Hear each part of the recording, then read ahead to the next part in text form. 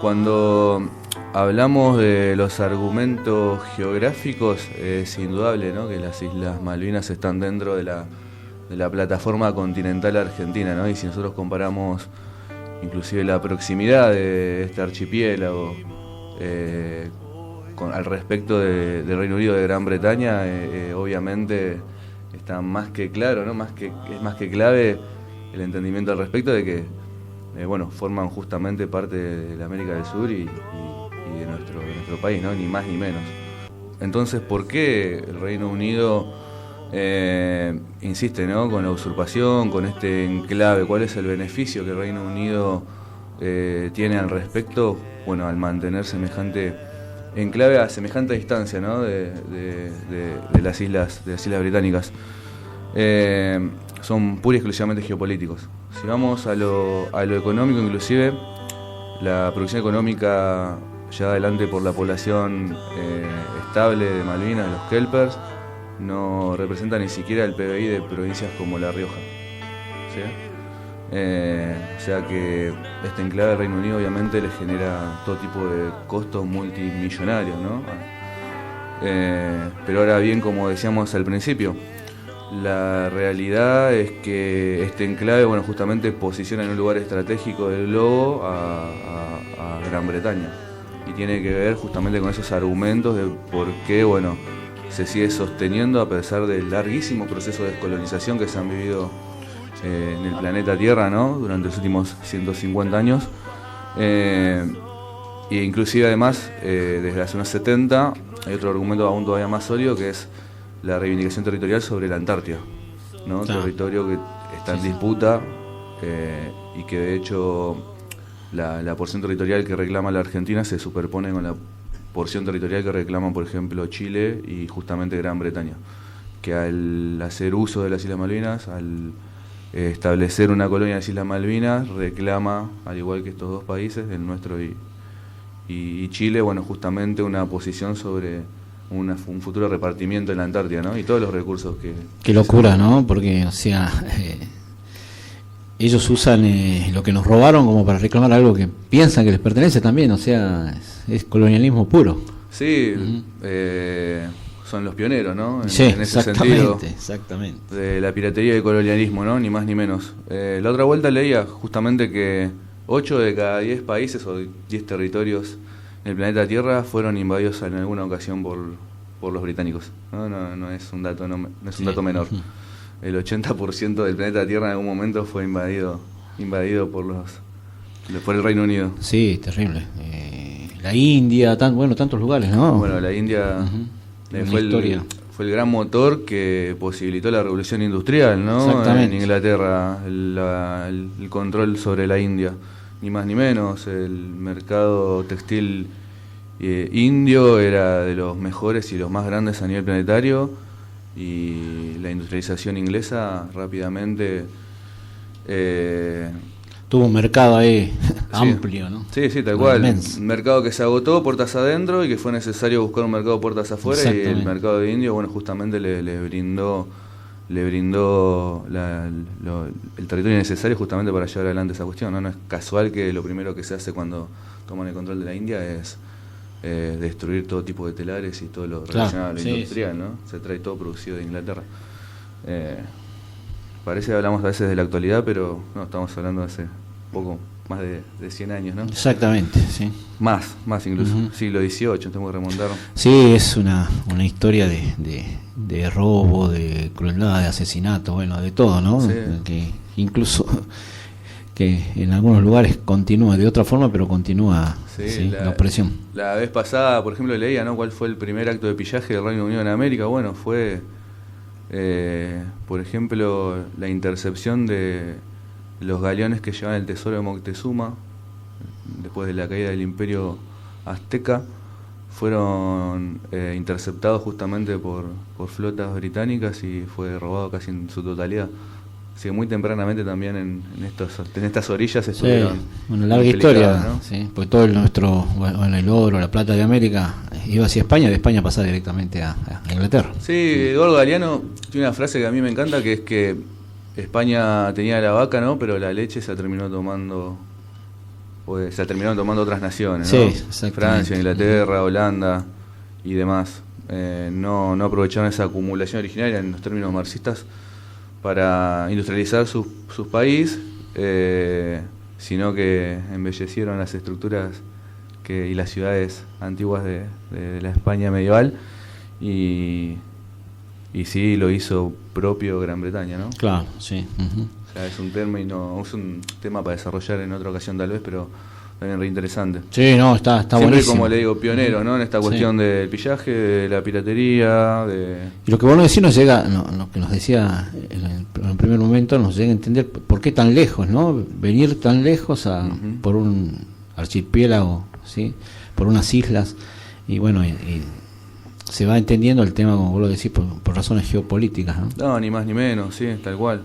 Debe ser de los pocos territorios que todavía el Reino Unido debe seguir sosteniendo hacia las afueras, ¿no? de las islas británicas, ni más ni menos. Y este reclamo, ¿sí? Que se hace, bueno, se hacía constantemente de forma pacífica ante la ONU, etcétera. Nos situamos históricamente en los tiempos del proceso militar, de la dictadura. Sí. ¿Qué lleva, ¿sí? a la junta militar, bueno, a las autoridades de ese momento de la dictadura a declarar la guerra? Incluso es previo, ¿no? Nos remontamos inclusive hacia el final del gobierno de Ilia, ¿sí? Y principios de la dictadura conocida como el proceso, como la Revolución Argentina, ¿no? La dictadura de Onganía, Livingston y Lanusse. En ese momento nos vamos a encontrar con una resolución de la ONU, ¿sí? La resolución 2075 del año 69, que bueno, justamente lo que indica es esto, ¿no? Que el conflicto de Malvinas tenía dos partes, y que esas dos partes debían llevar a un acuerdo justamente de forma bilateral, ¿no? Respetando así también un poco el tema de la soberanía de nuestro país. Argentina nunca dejó de reclamar por Malvinas desde su usurpación en 1833. Estamos a pocos años de que se cumplan 200 años, 200 años. De esa usurpación. Que eso también nos remonta a los argumentos históricos que justamente quería comentarles acerca de por qué las Malvinas son argentinas. Si bien hubo alguna primera incipiente ocupación francesa y británica, fue muy breve, y rápidamente con las reformas borbónicas, hacia allá finales del siglo XVIII, 1776, Estados Unidos se estaba independizando de Gran Bretaña. La creación del virreinato del Río de la Plata y la creación de la Gobernación de Buenos Aires, puntualmente, hacen que todo lo relacionado a este archipiélago quede bajo la órbita de justamente la Gobernación de Buenos Aires, ¿no? Que además era la capital del virreinato. Y luego de los procesos independentistas, esto no cambia, no se va a modificar. De hecho, el territorio heredado de la colonia española pasa a manos, obviamente, de las autoridades de la Revolución y después de 1816 de las Provincias Unidas. Y ahí nos encontramos, bueno, justamente con el envío de Luis Bernet como comandante hacia las islas, y luego a ser gobernador hasta la usurpación. Claro. Que no es casual tampoco el momento de la usurpación, ¿no? De 1833. Estamos hablando de un momento en el cual Juan Manuel de Rosas culmina su primer mandato como gobernador de la provincia, ¿no? De Buenos Aires, y se larga en esa campaña al desierto para expandir la frontera agropecuaria y para rescatar cautivos, bueno, y demás, ¿no? Que eso también en algún otro momento a lo mejor lo podemos conversar. Sí, estaría buenísimo. Hay incluso un hecho que es el encuentro con Darwin, bueno, y Darwin nombrándolo después a Rosas en su diario de viaje. Y en ese momento de vacío de poder, ¿no? De luchas intestinas por la gobernación de Buenos Aires y bueno, el mando de la Confederación, es justamente el instante que el Reino Unido aprovecha para justamente invadir las islas, ¿no? Es aprovechado por Inglaterra para invadir las islas, y ahí hay una resistencia, ¿no? Por parte de los pocos habitantes que estaban. Sí, las autoridades nacionales son depuestas sin el uso de la violencia, y en 1834, bueno, el gaucho Antonio Rivero lidera un movimiento que trata de expulsar a los invasores. Durante 5 días logra el control nuevamente de la isla Soledad, pero bueno, finalmente las tropas británicas arrasan con esta revuelta, y bueno, desde ese momento, en 1834, ya se establecen los primeros colonos británicos y comienza la organización inglesa, ¿no? Y la usurpación se profundiza cada vez más. Nicolás, una consulta. Inglaterra tiene en ese momento, 1833,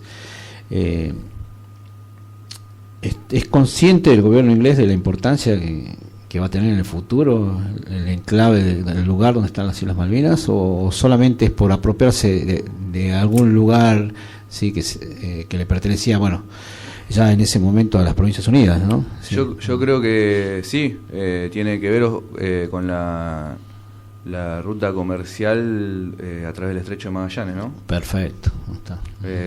Todavía para el Canal de Panamá faltan 100 años. Claro. Y yo creo que sí tiene que ver con un puesto de avanzada en un lugar geopolíticamente muy estratégico, desde la época de la conquista hasta el siglo XX, te diría, ¿no? Sí. Toda embarcación que quería llegar... Tenía que dar toda la vuelta. Ajá, pasar por el estrecho. Exactamente, ni más ni menos. Era la ruta que justamente paralelamente está haciendo Darwin, ¿no? También. Claro. Uh-huh. En ese viaje exploratorio y de investigación que después lo va a llevar a publicar su tesis sobre la evolución de las especies. La evolución de las especies. Y bueno, volviendo ya más para acá en el tiempo, ¿no? Sí. Y estos argumentos jurídicos que veníamos charlando, esta resolución de la ONU, quería nombrar que paralelamente a esta cuestión, que ya estaba en boca de todos, ¿no? Y era un caldo de ebullición, porque estábamos hablando de un momento, de una coyuntura internacional más que compleja, ¿no? En el medio de la Guerra Fría, en medio de grandes procesos, ¿no? Que veníamos charlando al principio, ¿no? Los procesos de descolonización de Asia y África, la Revolución Cubana, bueno, va a faltar poco para el Mayo francés, todas cuestiones que habían calado muy hondo en la sociedad, en los jóvenes, ¿no? Sobre todo en la juventud. Y es un momento en el cual, bueno, justamente comienza un poco la lucha armada como opción ante el avallazamiento del imperialismo, ¿no? Y de hecho, bueno, justamente en este periodo, ¿no? Prácticamente contemporáneo a esta resolución de la ONU, que va a ser más que importante, más que trascendental, podemos citar 2 hechos que para mí son antecedentes y que por ahí la gente los desconoce.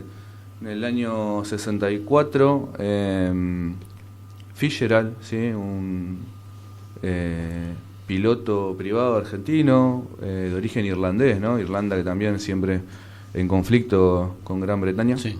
Uh-huh. Realiza un vuelo desde Argentina, desde el territorio continental argentino a las islas, llevando una bandera y una proclama por la soberanía, ¿no? Mirá, qué bien. Y 2 años después, ya durante la dictadura de Onganía, se produce el operativo Cóndor, ¿no? Justamente hablando de la coyuntura internacional y de la lucha de los jóvenes que comienza como a florecer, que no fue ni más ni menos que la toma de un avión de Aerolíneas Argentinas, un avión de pasajeros, a mano armada por un grupo de sindicalistas, trabajadores, estudiantes, que lo redirigieron hacia las islas. Logran aterrizar con éxito en un archipiélago donde no había un aeropuerto. El aeropuerto recién se construye en 1975, y mirá este dato, qué curioso, que la Fuerza Aérea Argentina participa de la inauguración de ese aeropuerto, haciendo vuelos de prueba y aterrizando justamente en las Malvinas, ¿no? Ahora volvemos a eso, termino con lo del operativo Cóndor. Estos jóvenes cuando llegan a las islas, 1966, como les estaba contando, logran hacerse con el control durante 36 horas. Durante más de un día, alrededor de 7 banderas argentinas volvieron a ondear en las Malvinas. ¿Jóvenes trabajadores, estudiantes? Sindicalistas. Sindicalistas. Sí. Qué bien. Alrededor de 18 personas. Tomaron, como les decía, por la fuerza, mediante el uso de las armas, ¿no? Hoy es algo impensado, ¿no? Hoy la tecnología, además, en los aeropuertos le impediría. Pero estamos hablando de la década del 60, donde todavía era todo muy incipiente. Y durante 36 horas tomaron el control de las islas, que más allá de esta acción heroica, ¿no?, y soberana, donde el pabellón celeste y blanco volvió a ondear justamente en el cielo de Malvinas, cuando termina la toma, ¿sí?, todos ellos son devueltos a Tierra del Fuego, Ushuaia. Y en Ushuaia son todos enjuiciados por distintos delitos, como el de privación ilegítima de la libertad, ¿no?, y demás, por los otros pasajeros. Nuestro propio gobierno los enjuicia. Claro, por los otros pasajeros que nada tenían que ver con la toma y el desvío de la aeronave, ¿no? Y este hecho, que si bien fue poco fortuito para estas personas que se la jugaron, también volvió, no volvió, sino que significó un hito en la soberanía. ¿Por qué? Porque el gobierno usurpador, siempre lo digo, ¿no?, de esa manera para que lo entendamos, porque si no hablamos de gobierno como si fuese legítimo y no lo es. El gobierno usurpador de Malvinas reconoce esos delitos y reconoce esos enjuiciamientos, ¿sí?, otorgándole soberanía justamente al gobierno argentino de la época sobre los delincuentes, ¿no?, o los mal llamados delincuentes, para la opinión pública de la época, ¿no? Los que hicieron el viaje a Malvinas. O sea que de vuelta es un hito más que relevante. Y además, todas estas personas que participaron del operativo Cóndor durante la última dictadura fueron todos secuestrados y engrosan la lista de desaparecidos. O sea, fíjate hasta dónde llegó, ¿no? O sea, todos los que emprendieron ese viaje. Todos fueron, de una u otra manera, abatidos durante la dictadura. Sí. Qué va. Sí. En el último gobierno de Cristina Kirchner, la esposa de uno de ellos, de las personas que llevan adelante el operativo Cóndor, le entregó a la presidenta las 7 banderas para ser destinadas a distintos lugares, ¿no?, acá en la Argentina. Por ejemplo, a la Virgen de Itatí. Hay otra que se encuentra en la Basílica de Luján, hay otra que se encuentra en el Congreso de la Nación. Una de ellas fue regalada especialmente a Cristina para que sea depositada en la tumba de Néstor Kirchner. Y la última, la 7ª, no está colgada en ningún lado, no está guardada de forma simbólica para que pueda volver a ser izada en las Islas Malvinas. Todo un símbolo. Sí, tal cual, todo un símbolo. Esto se llamó Operativo Cóndor. Operativo Cóndor. Nada tiene que ver con el Plan Cóndor, ¿no? El Plan Cóndor son dos cosas totalmente diferentes. Es ese plan sistemático de Estados Unidos y demás que se lleva adelante en todo el cono sur, donde, bueno, ya lo conocemos, ¿no? Bolivia, Brasil, Uruguay, Paraguay, Chile y la Argentina terminan con golpe de Estado y con dictaduras cívico-militares eclesiásticas que comienzan a hacer viable un nuevo cambio social, cultural y económico de forma violenta, ¿no? No era la única manera justamente de detener toda esa marea que se había desatado, por lo menos en nuestro país, del 55 por adelante, sí, ¿no? Con otro golpe, ¿no? Un plan sistemático, que bueno. Ni más ni menos. Pero todos estos datos que nos das del operativo Cóndor, ¿sí? Esto no sinceramente no lo sabía. Y la audiencia, bueno, ojalá que alguien lo sepa, pero bueno, ahora se está ilustrando con esto. Sí, es más que interesante. Es más que interesante pensarlos, porque justamente, ¿no? Nosotros cuando hablamos de Malvinas, a veces creemos que la historia empieza en 1982 y, como les decía, Argentina nunca dejó de reclamar por las islas, más allá de que el enclave fue cada vez más grande. No dejó nunca de tener contacto, ¿no?, con el territorio. De hecho, hasta la guerra era muy común que si algún kelper se enfermaba de gravedad, sea trasladado al continente. Sí, se ha tratado como uno más en el continente, ¿no? Claro, como, porque no había, como un argentino más. No había nada. La infraestructura era mínima. Sí, sí. Estamos hablando que una población estable de 2000 y pico de personas tiene las Malvinas, ¿no? Multiplicada por 3 o 4 por todo el personal militar que después de la guerra se estableció allí, ¿no? Claro, o sea, como una suerte de enclave para... Sí, para, siempre cuento lo mismo, que gente. por ejemplo Argentina hasta llevaba... enviaba criollitas, las galletitas que nosotros comemos en el mate, en el desayuno, ¿sí? Los kelper las comían porque eran alimentos que nosotros desde el continente permanentemente estábamos enviando. Si, como te decía al principio, es un territorio que al Reino Unido le generaba pérdidas, y por cuestiones humanitarias nuestro país siempre estuvo del lado de la población que usurpó el territorio, ¿no? Claro. Y cómo duele también escuchar al presidente cuando habla de la defensa de la autodeterminación de los kelper, ¿no? Sí. Desconociendo la Constitución Nacional, que ya del vamos establece que los habitantes de Malvinas son argentinos. Sí, la quieran verdad, o no, estás hablando de ese discurso y lamentable, ¿no? No tiene sentido. No dejaron a los combatientes participar de los actos. Fue un discurso político, meramente político. Yo a veces pienso que el gobierno actual es un poco un gobierno también de ocupación, que volviendo también, ¿no?, lo que hablábamos de la India, ¿no?, y el cipayismo. Los cipayos, ¿quiénes eran? Los mismos indios que luchaban a favor del Reino Unido. Bueno, nosotros a veces me da la sensación de que estamos rodeados. Cuando vemos que en documentos oficiales aparecen las Islas Malvinas nombradas como Falkland Island, ¿no?, por ejemplo. Cuando escuchamos que un presidente es fanático de Margaret Thatcher, ¿no? Que bueno. Y tantos años, ¿no?, de lucha, de intentar explicar desde todos lados, ¿no? Y desde nuestro lugar, desde la docencia, y uno se imagina a los pibes escuchando a esta persona hablar así, ¿no? Sí, tal cual. No, es indescriptible. Es como si hubiésemos vuelto al 14 o 15 de junio de 1982, ¿viste? Después de la guerra, cuando el proceso de malvinización se hace muy profundo, ¿no? Y la sociedad argentina toda le da la espalda al combatiente. Sí. Estamos como transitando procesos similares. Nos gobierna Martínez de Oz y la vicepresidenta, bueno, párrafo aparte, ¿no? ¿Para qué detenernos ahí?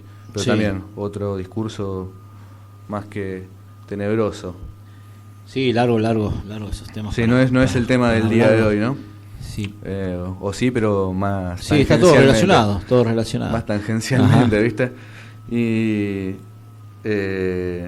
lo que te quería contar acerca de ya metiéndonos, ¿no?, directamente en la guerra de Malvinas y el contexto o la coyuntura que se vivía en ese periodo. Primero que nada hablemos de qué pasaba en Inglaterra, ¿no?, también. Qué estaba sucediendo por aquellos lados. El gobierno de Margaret Thatcher, el gobierno neoliberal, que había apoyado esos procesos de desindustrialización, toda una serie de modificaciones, de variantes que se estaban viviendo en el planeta Tierra, ¿no?, en los Estados Unidos de Ronald Reagan, la Argentina de la dictadura, obviamente, donde el desempleo era un factor muy importante, ¿no? Había crecido muchísimo durante el gobierno de Thatcher, la situación social, económica de una crisis económica de los británicos estaba siendo mella, ¿no?, en la sociedad del Reino Unido. De hecho, inclusive se estaba planteando la necesidad de desmoronar, de desmantelar la Armada británica, ¿no? La armada más poderosa de la historia de la humanidad, como te dije, ¿no?, la armada que azotó el 80% de los territorios del planeta Tierra. Sí. Estaba a punto de ser desmantelada. En ese contexto le llega a Thatcher la guerra de Malvinas, ¿no? Y en la Argentina, bueno, desde el 76 estábamos viviendo la última dictadura. Siempre lo destaco, ¿no? Esto de última dictadura, porque nuestro país tuvo la desgracia o el infortunio de sufrir 6 golpes militares durante el siglo XX. Eso es algo que a veces también no se lo recuerda. De 1930 en adelante, la interrupción de distintos gobiernos se hizo moneda frecuente. Y las dos últimas dictaduras, ¿no? La del 66 y la del 76, enmarcadas en este contexto de la Guerra Fría, en esa doctrina de seguridad nacional, donde ya el enemigo no estaba afuera, sino estaba tierra adentro, ¿no? Y se buscaba esa lucha falsa contra el chivo expiatorio, que era el comunismo. Claro. Es el momento en el cual va a llegar la Guerra de Malvinas, ¿no? También un proceso militar agotado económicamente, agotado socialmente. Del año 76, por ejemplo, la CGT intervenida. El año 77, el primer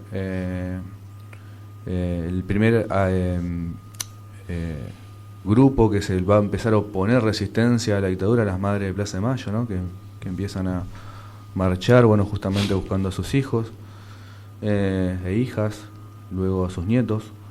Y en el 77 el primer paro general, ¿no? Que viene de la mano de la CGT Brasil.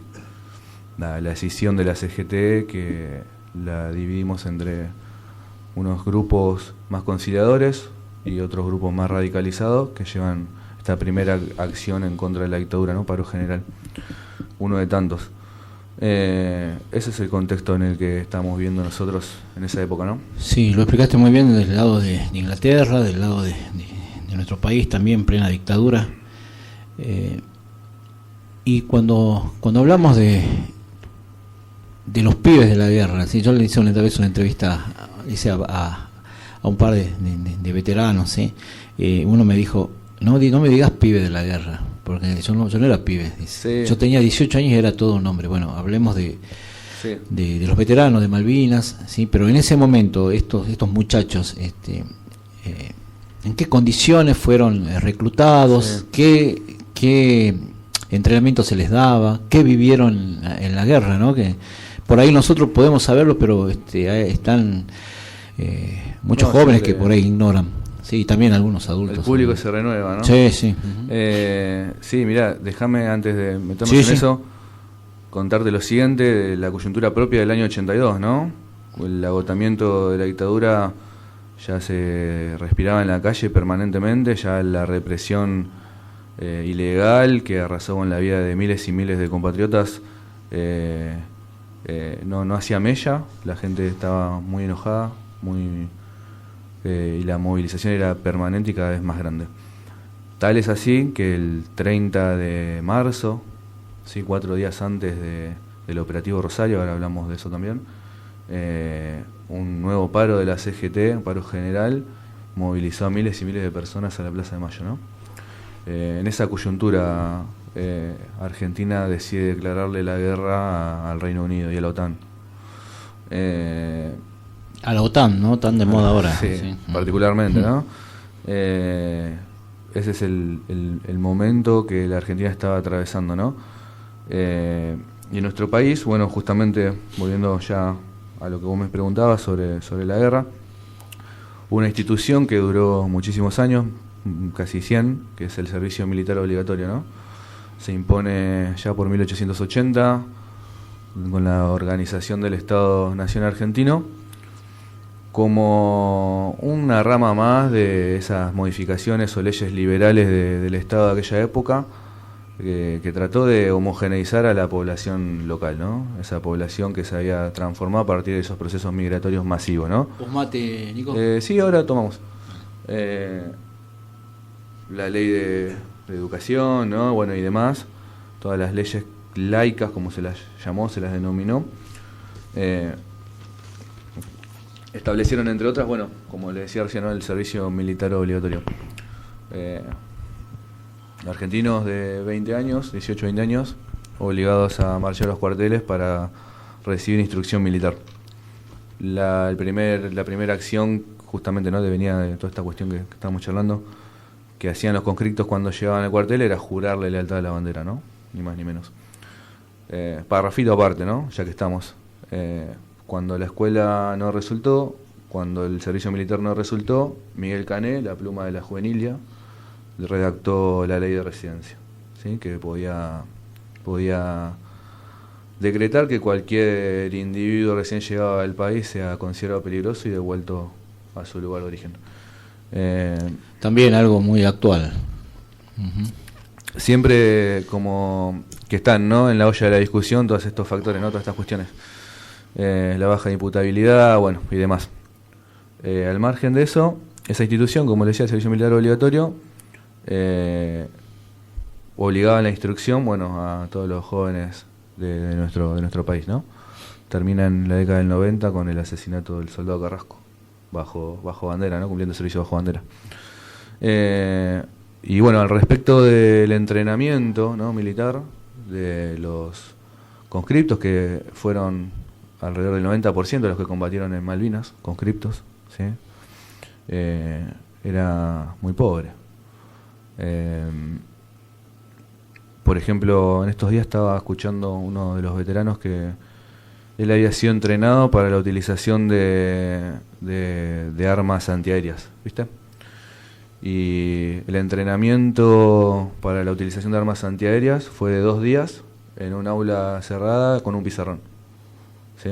Él no tocó un arma hasta que estuvo justamente ya en plena guerra. En plena guerra, ¿no? Y así todo fue uno de los que logró derribar un avión británico, un Sid Harrier, ¿sí? Qué bárbaro. Con 0 instrucción, ¿no? Una instrucción de 2 días. De hecho... La pura valentía, ¿no? De hecho, creo que después el piloto sobrevivió y hace no muchos años atrás se lograron reencontrar.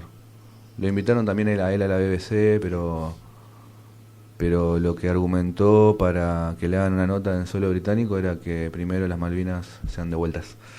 Así que el aparato propagandístico británico automáticamente después de eso lo destruyó, ¿no? Claro. Pobre. Pero fue con los pantalones puestos. Sí, una historia increíble. Pero bueno, eso nos habla un poco de la preparación, ¿no? Y mirá, te lo cuento en forma de anécdotas personales. Yo recuerdo de ser muy chico, adolescente, ir a Lobos, ¿viste? A la laguna, al pueblo de Lobos más precisamente, donde justamente hay una plaza, una plazoleta que recuerda a los veteranos de la ciudad de Lobos, ¿no?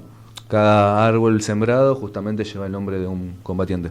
Y además de eso, hay artillería, hay armas, ¿viste? Que fueron utilizadas en la guerra y que después se depositaron ahí en la plaza a modo de conmemoración. Y recuerdo que, bueno, esa vez yo estaba leyendo los carteles, leyendo las descripciones del armamento, eran todas baterías antiaéreas. Y me acuerdo también patente que se me acerca un hombre y me dice que, bueno, justamente él era veterano, ¿no?, de la ciudad de Lobos. Él había tenido la suerte de sobrevivir, ¿no?, a los horrores de la guerra. Y me contaba, ¿puedes creer que todo esto que vos estás viendo acá, nosotros cuando lo estábamos cargando a los aviones para llevarlo a la guerra, ya sabíamos que no funcionaba, ¿no?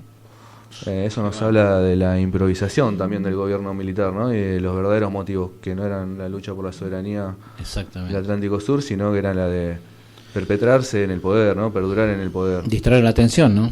Y a Thatcher también le vino como anillo al dedo, porque un gobierno que también estaba hackeado por todos lados, el conflicto armado la llevó a desviar el foco de atención.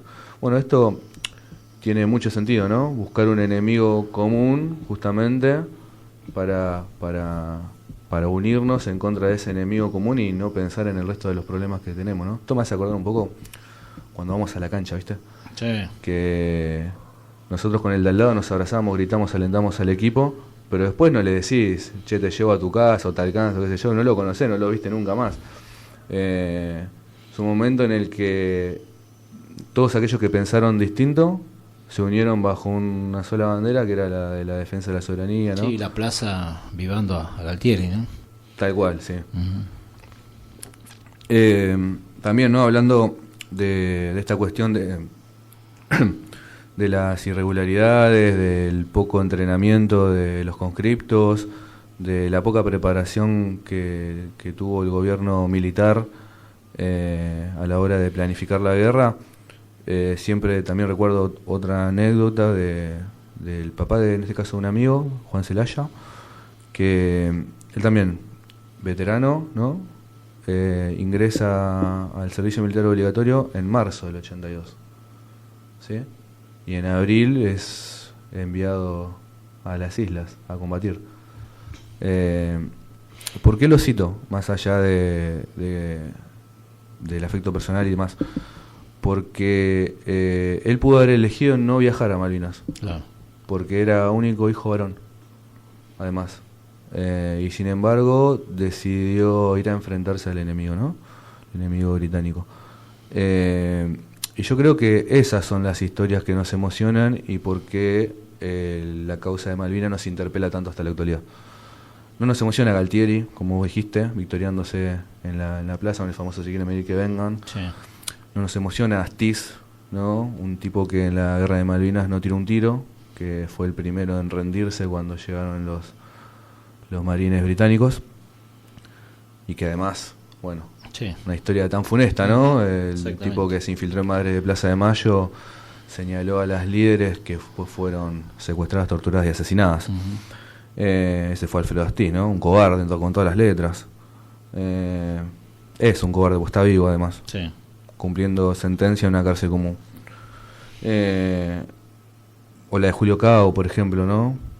Exactamente. Maestro de La Matanza, de la Escuela 32 de Gregorio Laferrer, que lleva su nombre, que cuando estalla el conflicto con Gran Bretaña, decide alistarse como voluntario, ¿no? Marchar a la guerra y después finalmente fallecer en combate.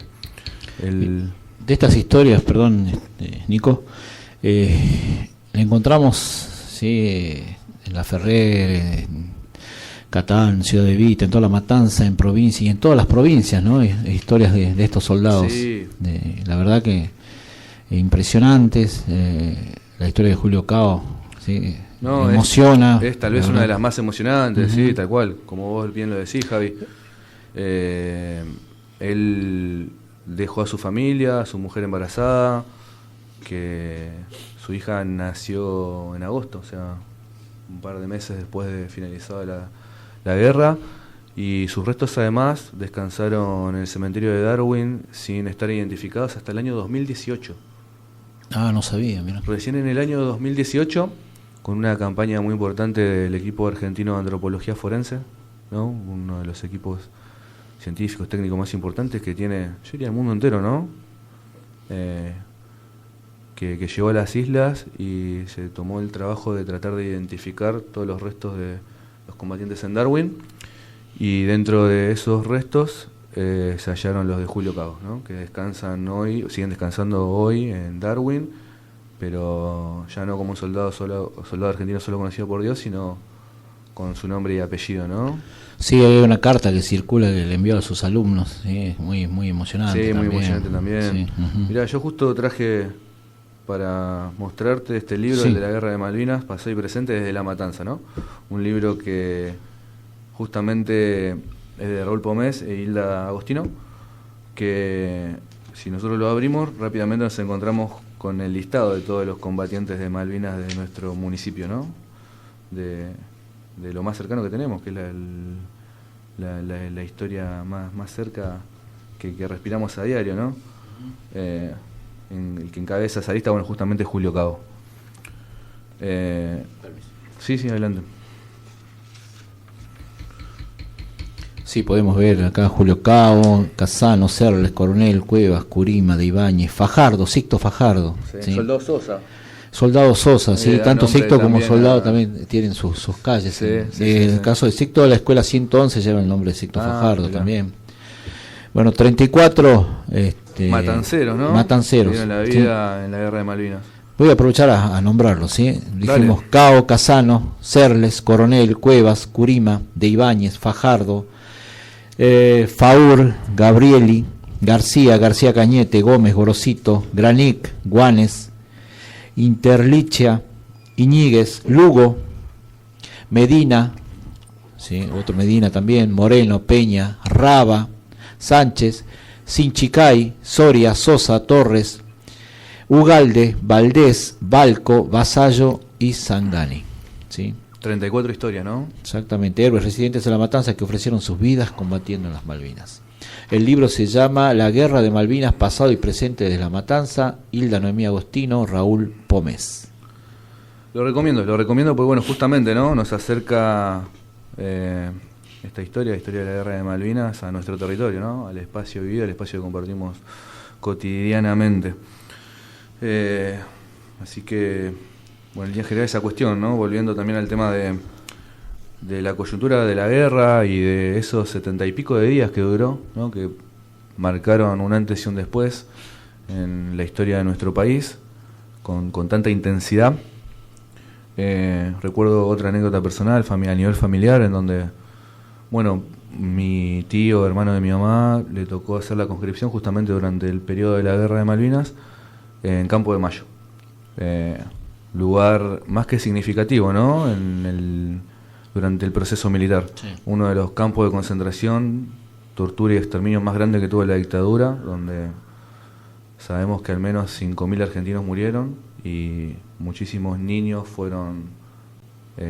nacieron en ese contexto de encierro y fueron entregados a familias cercanas a los militares. Él siempre nos narraba la anécdota de que, bueno, mientras estuvo en la conscripción, por lo general era detenido porque se portaba mal, por mal comportamiento. Mira. Y en ese encierro era permanentemente alimentado por la comida que la gente donaba para la Guerra de Malvinas. Y la ropa también que utilizaban por lo general era ropa que había sido donada para los soldados, las famosas colectas donde la gente donaba joyas, plata, maratones televisadas, ¿sí? En aquella época hay una muy famosa donde participó, por ejemplo, Diego Maradona, ¿no? Bueno, donde realmente, ¿no? Un pueblo se unió en contra de un enemigo en común, dejando de lado las diferencias, dejando de lado lo que estaba pasando puertas para adentro. Y un momento obviamente aprovechado por las cúpulas militares justamente para vanagloriarse, ¿no? Como lo habían hecho en otras ocasiones, con el Mundial 78, por ejemplo, Mundial Juvenil del año 79, inclusive hasta el Mundial de Hockey masculino sobre césped fue aprovechado por la dictadura para usos propagandísticos. Sí, la verdad es un tema apasionante y para hablar largo y tendido. Nuestra idea es que, bueno, el Nico nos acompañe, sí, como columnista de la parte histórica, de la parte de historia, sí, ojalá que se dé, Nico. ¿Sí? Cuando quieran estoy para las fechas importantes vamos a tenerte acá para que nos puedas aclarecer. Para lo que necesiten, cuenten conmigo. Una última reflexión, Nico, sobre lo que fue, yo sé que sí, seguramente habrás preparado mucho, pero bueno, los tiempos son tiranos, ¿no? Sabemos, sí. Una última reflexión sobre la guerra. Bien, como veníamos charlando, ¿no? Lo tenemos que insertar a este conflicto en el contexto internacional que se vivía en aquel momento, ¿no? Lo que sufrió la Argentina es lo mismo que sufrió Paraguay, lo mismo que sufrió Brasil, lo mismo que sufrió Uruguay, lo mismo que sufrió Bolivia, lo mismo que sufrió Chile. Y acá me detengo, ¿no? Porque siempre acusamos al pueblo chileno de habernos traicionado durante la Guerra de Malvinas. El pueblo chileno no nos traicionó, el pueblo chileno estaba bajo el mismo yugo que nosotros, bajo el yugo de la OTAN, bajo el yugo de los Estados Unidos y del Plan Cóndor. Quien traicionó a la Argentina es el gobierno militar chileno, que obviamente se debían todos a un mismo patrón, ¿no? Un mismo jefe que era y un mismo proyecto, el gobierno norteamericano, y un mismo proyecto. Entonces es irrisorio tratar de analizar esta cuestión sin tener en cuenta eso, ¿no? Que nosotros nos enfrentábamos a la OTAN, a los Estados Unidos, a Inglaterra, al Plan Cóndor y a las dictaduras del Cono Sur, ¿no? Es así, Nico. Bueno, agradecerte lo último. El otro día organizamos una charla en el Sense Control 87 sobre Cromañón, y José Guzmán, él él les decía a los presentes ahí que ustedes, los pibes, son los que sí van a transmitir esto, porque él lo decía José, nosotros, o sea, yo soy grande ya y lo viví, pero el tema es que los que no lo vivieron, ¿cómo van a conocer esto? Bueno, de esta forma, escuchando, aprendiendo, ¿sí? Y sabiendo sobre el tema. Bueno, nosotros somos docentes. ¿Qué recomendarías, ¿sí? Para los compañeros que nos ven? ¿Cómo encarar estos temas para estas fechas, ¿no? Que bueno, primero que no sean solamente las fechas, sino que también tratemos de siempre retomar, ¿sí? Esto que es tan importante. Tal cual, nosotros tenemos que entender nuestra disciplina, ¿no? Que es la historia. Tenemos que entender los hechos históricos como procesos de larga duración. Y si no lo vemos de esa manera, bueno, son solamente acontecimientos aislados, ¿no? Y la Guerra de Malvinas no es un acontecimiento aislado más de la historia de América del Sur en la década del 70. Está englobado en una coyuntura internacional más que relevante, ¿no? En medio de la Guerra Fría. Y esa lucha de intereses entre esos dos polos de atracción que fueron los Estados Unidos y la Unión Soviética. Y hay mucho material para poder hacer didáctica las clases, ¿no? Y bueno, y lo que vos decías, es todo parte de un proceso. Generalmente nosotros, como docentes, caemos a veces en esto de comenzar la dictadura a partir de 1976. Sí, si bien comienza ahí, pero bueno, es fruto de todo un proceso de antes. Que los pibes muchas veces, nuestros alumnos, demandan saber qué pasó antes. Sí, se inaugura después de la Segunda Guerra Mundial, ¿no?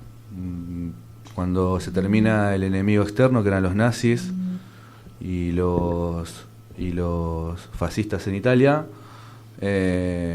nace esta nueva ideología de la seguridad o la doctrina de seguridad nacional, ¿no? Donde había que impedir el avance de ideologías que podían llegar a perturbar al capitalismo, ¿no? Más que nada. Y comienza esa caza de brujas macartista en contra de todo aquello que era diferente y que fue tildado de comunista. No es casual que, bueno, justamente en la década del 50 inaugure una serie también de golpes militares, ¿no? En Guatemala, cuando se interrumpe el gobierno de Jacobo Arbenz, y déjame decirlo también, en el 55 con el golpe de Estado en Argentina, la Revolución Libertadora o Fusiladora, es parte de eso también, ¿no? No es casual que, por ejemplo, la Revolución Libertadora, lo primero que hace una vez que está en el poder es pedirle un préstamo al FMI. El FMI que había sido fundado 1 o 2 años antes, ¿no? Háblame de serviles, háblame de cipayos. Es así, exactamente. La verdad, apasionante saber sobre la historia. Bueno, muchas gracias, Nico. Muchas gracias, mucha claridad para explicar, mucho conocimiento, muchas cosas que no sabía también. Te agradezco por eso. Y bueno, y esperamos tenerte pronto nuevamente. Cuando quieran, no hay problema.